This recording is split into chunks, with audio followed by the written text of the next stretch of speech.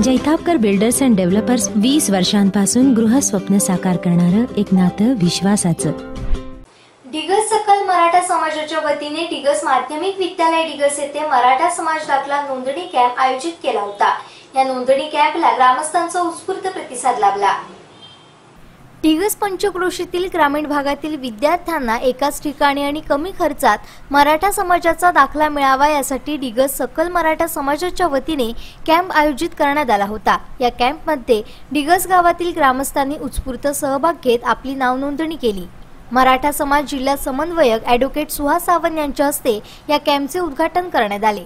मराठा आरक्षण हे तुम्ही केलेल्या आंदोलनामुळे व जिद्दीमुळे मिळाल्याचे यावेळी अनुजा सावंत यांनी सांगितले। जय भारत पालव यांनीही आरक्षण देणे का गरजेचे होते हे सांगितले। दाखल्यांसाठी लागणाऱ्या कागदपत्रांची ग्रामपंचायतीकडून तात्काळ पूर्तता करण्यात येईल असे सतीश सुर्वे यांनी सांगितले। ॲडव्होकेट सुहास सावंत यांनीही यावेळी मार्गदर्शन केले। तालुक्यात झालेला हा पहिलाच कॅम्प योग्य नियोजनामुळे व्यवस्थित पार पडला। यावेळी पावशी जिल्हा परिषद सदस्य अमरसेन सावंत, शाळेचे मुख्याध्यापक दीपक आळवे, माजी सरपंच राजू पवार, माजी उपसरपंच बाळा पवार, संग्राम सावंत, पोलीस पाटील सुधीर राठोड, शैलेश घोगळे, लक्ष्मीकांत राणे, आशिष राणे, ई महासेवा केंद्र कुडाळचे सुबोध परब, सर्व शिक्षक, शिक्षकेतर कर्मचारी, पालक, विद्यार्थी आदी उपस्थित होते। 1982 साली ज्यावेळी बाबासाहेब भोसले मुख्यमंत्री होते त्यावेळी त्यांनी पहिल्यांदा महाराष्ट्राच्या मंत्रालयावर 1 लाखाहून अधिक संख्येचा मोर्चा हा त्या ठिकाणी नेला आणि त्यावेळेपासून ही मराठा समाजाची मागणी प्रलंबित आहे। अनेक सरकारे या मधल्या बऱ्याच काळामध्ये येऊन गेली। काही सरकारांनी या बाबतीत सकारात्मक भूमिका घेतली, काही जणांनी थोडंसं जातीचा दृष्टिकोन घेतला की मराठ्यांना आरक्षण दिल्यानंतर इतर जाती नाराज होतील, मग आपल्या मतांवर परिणाम होईल आणि अशा एका गर्तेमध्ये हे मराठा आरक्षण अडकलं होतं। पण कोपर्डीच्या आपल्या भगिनीच्या हत्येच्या पार्श्वभूमीवर आपलं सर्व मराठा मन ढवळून निघालं आणि आपण त्याची परिणिती बघितली की 23 ऑक्टोबर 2016 रोजी मला असं वाटत नाही की डिगस मधल्या कुठल्याही मराठ्याचं घर त्या दिवशी चालू होतं म्हणून बहुतेक सगळी मंडळी आपण या मोर्चाला आलात आणि याची परिणिती अशी झाली की सरकारला कुठेतरी एक विचार करायला सुरुवात झाली की आता जर मराठ्यांच्या आरक्षणाचा जर आपण विचार केला नाही तर भविष्यात आपल्याला पुन्हा काही सरकार स्थापन करता येणार नाही आणि म्हणून प्रामुख्याने हा दृष्टिकोन सरकारचा राहिला। हा पुढची जी लढाई जी असेल ही लढाई आपल्याला आरक्षण टिकवण्यासाठीची लढावी लागणार आणि म्हणून या संदर्भामध्ये आपले मराठा समाजाचे कार्यकर्ते ज्यांना आपण टेलिव्हिजनच्या माध्यमातून आपण बघितलेलं असेल ते म्हणजे बाळासाहेब सराटे यांनी एक मुंबई उच्च न्यायालयामध्ये याचिका दाखल केलेली आहे। आपल्याला आता सरकारवर दबाव आणायचं म्हणजे काय आणायचं तर बाळासाहेब सराटेंनी जी दाखल केलेली जी याचिका आहे या याचिकेमध्ये त्या याचिकाकर्त्यांच्या पूरक अशी भूमिका सरकारने घेतली गेली पाहिजे। आता मराठा समाजाला जे आरक्षण मिळालेलं आहे ते 16% आरक्षण सामाजिक आणि शैक्षणिक मागासलेपणाचा दर्जा देऊन आपल्याला मिळालेला आहे। मागच्या काँग्रेस सरकारच्या कारकिर्दीत सुद्धा 16% दिलेलं होतं, याही सरकारने तर 16% दिलेलं आहे। मग आपल्या साहजिकच प्रत्येक माणसाच्या मनामध्ये एक शंका येते त्यावेळेचं जर टिकलं नाही तर आताचं टिकेल का। मग हे टिकवायचं असेल तर मग आपल्याला अनेक प्रकारच्या कायदेशीर युक्त्या लढवाव्या लागतील आणि म्हणून आरक्षणाचा अभ्यास आपल्या प्रत्येक मराठा माणसाने करणं आवश्यक आहे।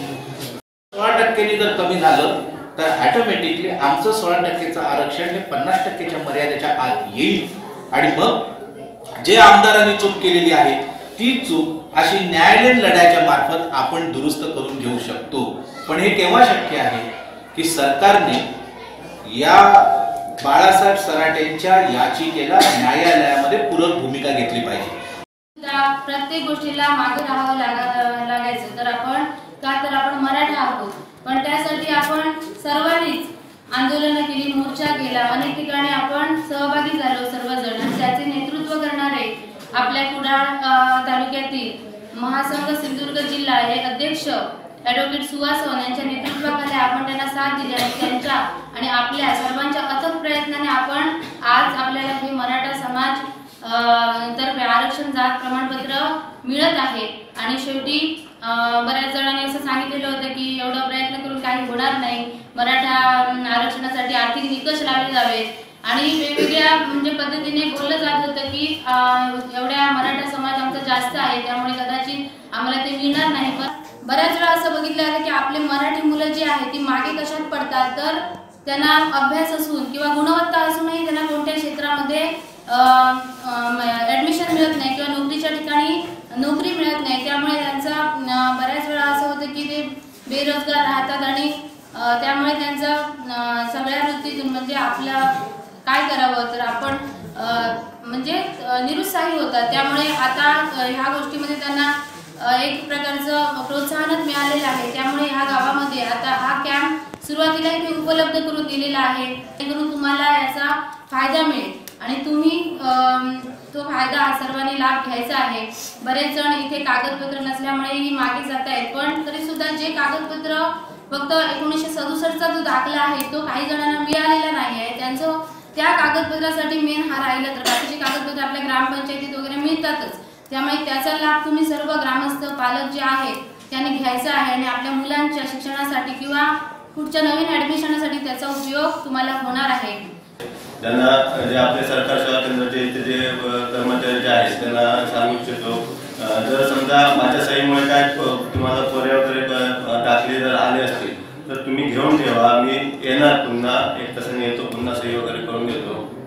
आणि दुसरी महत्त्वाची गोष्ट, समजा आजच्या दिवसात कोणाला कागदपत्र वगैरे मिळत नसतील आणि आज जर तुमचं काम होत नसेल तर आम्ही उद्या आणि परवा 2 दिवस ग्रामपंचायतीमध्ये हा कॅम्प आयोजित केलेला आहे. त्यामुळे खरं म्हणजे एका दिवसात आमचा एवढा मोठा काम पूर्ण होणं शक्य नाही आहे. हे विचारात घेऊन आम्ही उद्या आणि परवा ग्रामपंचायतीमध्ये काय कॅम्प आयोजित केलेला आहे.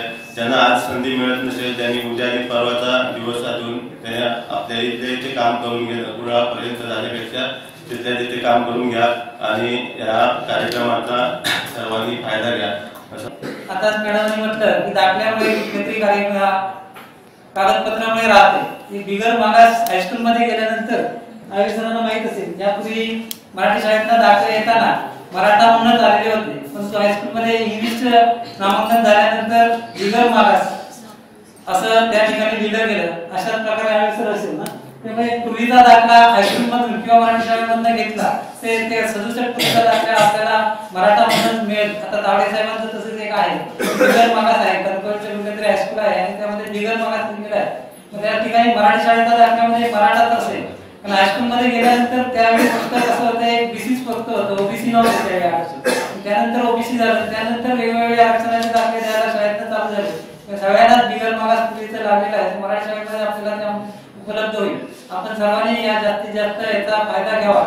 आरक्षण झाल्यानंतर आता आपल्याला जात प्रमाणपत्र दिलं जाईल फक्त मराठा म्हणून, पण तो आपल्याला फक्त त्याच्यासाठी शिफारस पत्र बाकी, याच्यासाठी जात नोंदणी प्रमाणपत्रासाठी जावं लागेल. आता साहेबांचं मी बोलतो, आपण शिक्षणासाठी हे पत्रच आपल्याला चालेल जातीचं, परंतु नोकरीसाठी आपल्याला कुठेतरी हे ऍडमिशन घ्यावं लागेल. त्यावेळी आपल्याला जात पडताळणी करावीच लागेल. त्यासाठी आपल्याला पुढील कारवाई सुद्धा साठी झळावं लागेल. कारण